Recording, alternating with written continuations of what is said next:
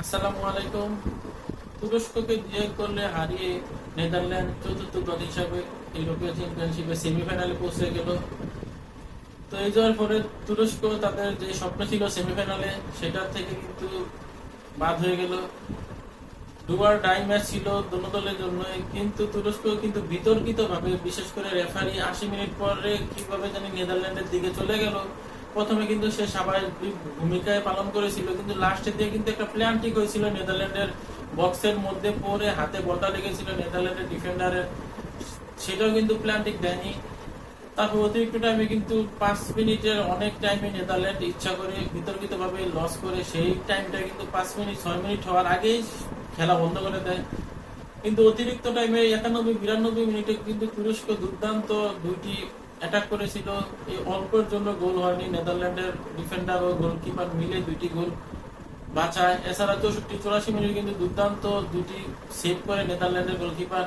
তুরস্কের এই ম্যাচ কিন্তু ভাগ্য খারাপ, না হলে তারা 35 মিনিটে সামিট আকিয়াদিনের গোলে কিন্তু 1-0 গোলে এগিয়ে থেকে প্রথমার্ধের খেলা শেষ করে দ্বিতীয়ার্ধের খেলা শুরু করে। কিন্তু তুরস্ক দুর্দান্ত আবার অ্যাটাকও করে। 64 মিনিটে একটা সম্পূর্ণ পরাস্ত হয়েছিল অনিষ্ট ওয়ান, সেই গোলটা যদি হতো 2-0-তে কিন্তু তুরস্ক এগিয়ে যেতে পারতো।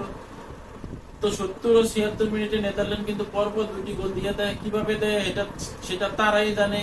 আমরা দেখেছি 2022 সালের বিশ্বকাপে কিন্তু আর্জেন্টিনার সাথে কিভাবে তারা গোল খেয়ার পরে কিভাবে শোধ করে, সেটা কিন্তু অনেক বিতর্কিত গোল হয়। তারা তাদের টেকনিক যেটা একটু চোরামি করে নেদারল্যান্ড, এই চোরামি করে কিন্তু আজকে তারা সেমিফাইনালে গেল।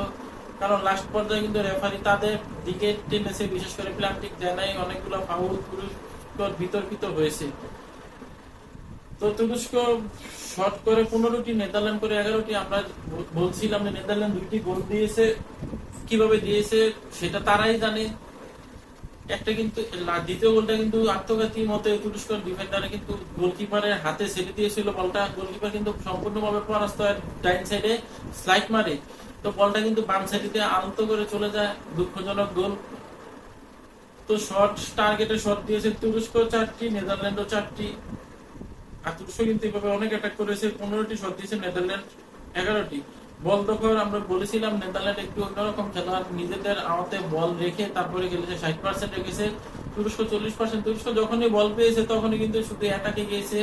খেলা যে কত রকম কি সেটা কিন্তু আজকে তুরস্ক বুঝিয়ে দিয়েছে। এরকম অ্যাটাক, কাউন্টার অ্যাটাক কিন্তু এক দৌড়ে নেদারল্যান্ডের গোলকিপারের কাছে চলে গিয়েছিল 80 মিনিটের পর।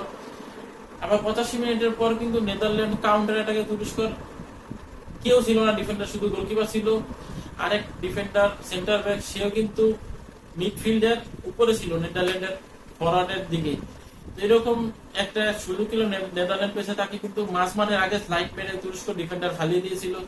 জমজমাটে খেলা আমরা দেখলাম, যদিও তুর্কি আজকে আকিয়া দিনের গোলের পরে কিন্তু আমরা এই সুন্দর একটা শেষদা দেখলাম। আমাদের মুসলমান তুরস্কর এই স্ট্রাইকার যখন শেষদা দেয় তখন আমরা না দিত গোল দিয়ে কিন্তু আমরা অনেক উল্লাসে ছিলাম, উল্লাসে মেতে কিন্তু তারপর আমরা পরে হারছি, কোনো সমস্যা নেই, প্রথম আমরা গোল দিয়েছি।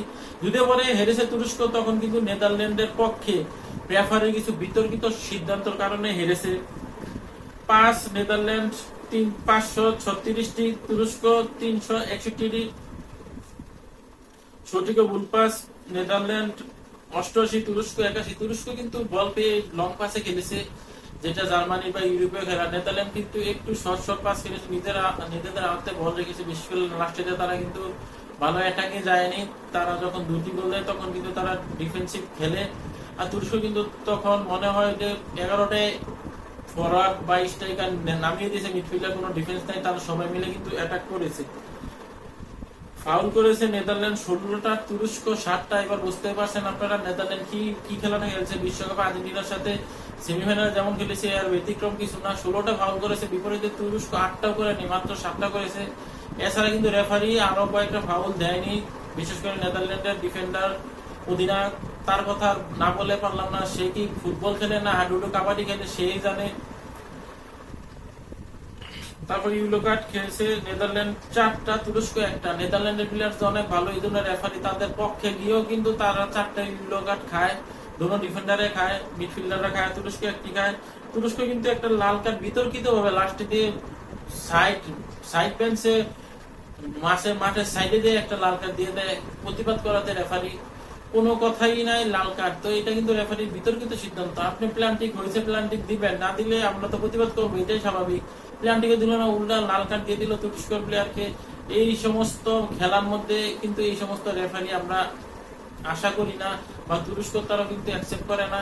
রেফারি থাকবে নির্দলীয়, তারা যেটা সঠিক সিদ্ধান্ত, যেটা সঠিক এটাই কিন্তু সিদ্ধান্ত দিবে, যেটা বিতর্কিত এটা না দিলেই ভালো।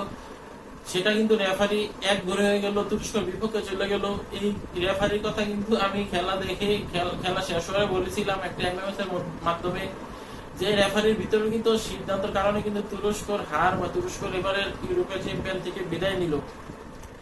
অফসাইড নেদারল্যান্ড 4টা, তুরস্ক 2টা, এবং কর্নার তুরস্ক 60টি পেয়েছে, নেদারল্যান্ড পেয়েছে 3টি। নেদারল্যান্ডরা কিন্তু অনেক, যে শটটার কথা বলেছিলাম 64 মিনিটে ইচ্ছা করেই কিন্তু তারা কর্নার করেছে গোল বাঁচানোর জন্য।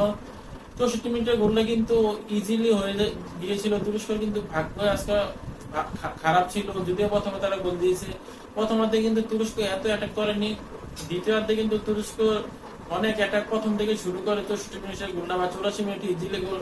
91-92 মিনিটে কিন্তু গোলকিপার সম্পূর্ণ পরাস্ত হয়েছিল। সে ডাইভ দিয়ে পড়ে গিয়ে হাতটার একটু আঙুল দিয়ে কিন্তু বলটা অল্পর জন্য গোল বার করেনি। তো তুরস্কর বিদায় নেওয়ার পরে কিন্তু নেদারল্যান্ডের খেলা পড়েছে ইংল্যান্ডের সাথে। আমরা জানি নেদারল্যান্ড যত পাক টাক টাক করুক, তারা সেমিফাইনালে রশি পের হয়ে উপরে যেতে পারে না। তো আমরা চাই ইংল্যান্ড নেদারল্যান্ডের এই জবাব দেবে সেমিফাইনালে নেদারল্যান্ডকে হারিয়ে। ইংল্যান্ডের জন্য শুভকামনা জানিয়ে আজকের মতো বিদায় নিচ্ছি। এআই শরীফ খেলার গল্প। আল্লাহ হাফেজ।